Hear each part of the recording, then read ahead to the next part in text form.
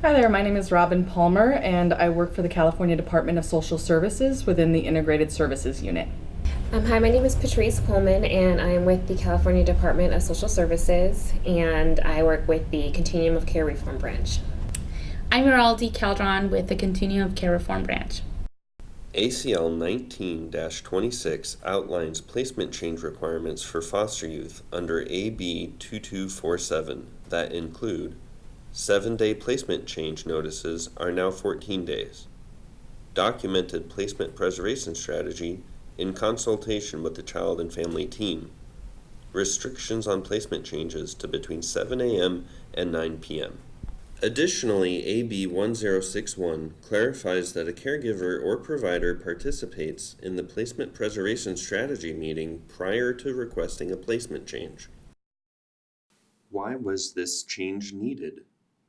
The change was needed because too many youth are being taken out of their placements and bounced around to a different placement, and that's creating further trauma from already being traumatized from being taken out of the home to begin with. There were many children and youth and families that felt that the placement changes were happening really abruptly, and there wasn't enough time to actually try to preserve the placement, so they believed minimal efforts were also going into trying to preserve the placement or develop some sort of transition plan and have some transitional support and services in place to assist if a placement move is needed. With this additional time, it really allows the social worker and placement worker to be able to engage the family and youth and team and help develop an appropriate plan and really make sure that the child and family's voice and choice is at the center.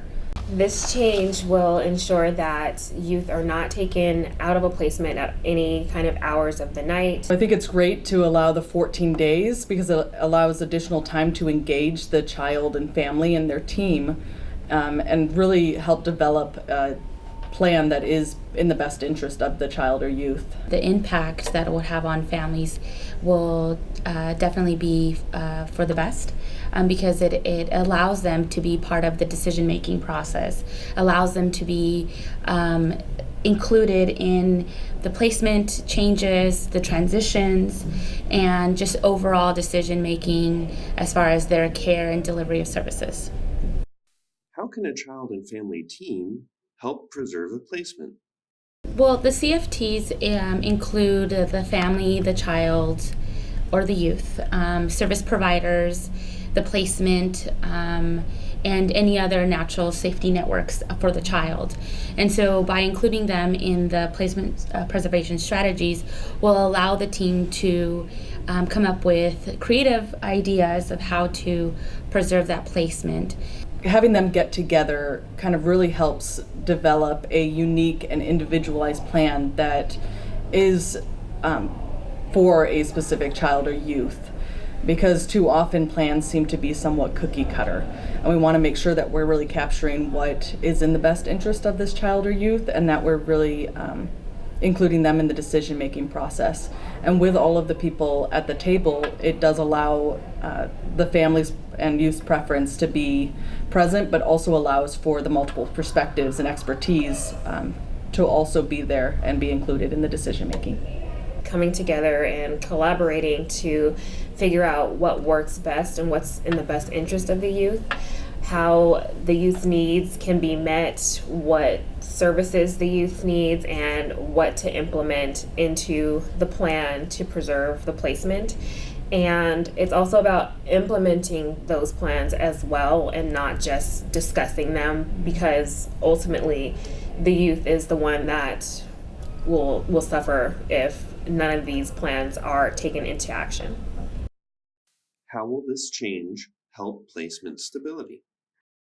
This change will help maintain placement stability by involving the CFTs and including all of the youth's natural supports to identify all of the any kind of solutions and ideas to keep the youth in one place, to develop connections, and just to get mental health services or all of the different kind of services the youth may need.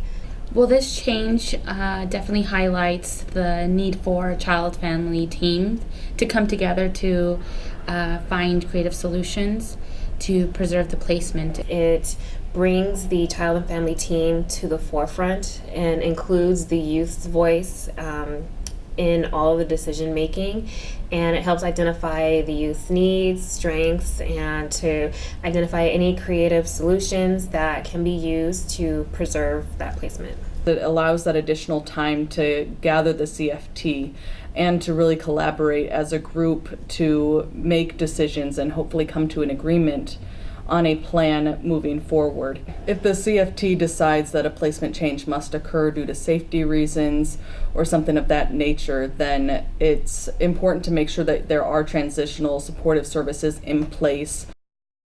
What long-term impact will this have? I think this change will really have a positive impact on placement stability for children and youth. I think it will increase the stability because it will allow the child and family team to get together and really develop and implement the best plan for the child or youth. And with this placement stability also comes stability in education and extracurricular activities, also relationships, lifelong connections, and even a child or youth's wellness, their health, both physical and mental. It can all be impacted by the stability. It'll also help to develop their trusting in others and ultimately just gives them more reason to keep moving forward. Important takeaways.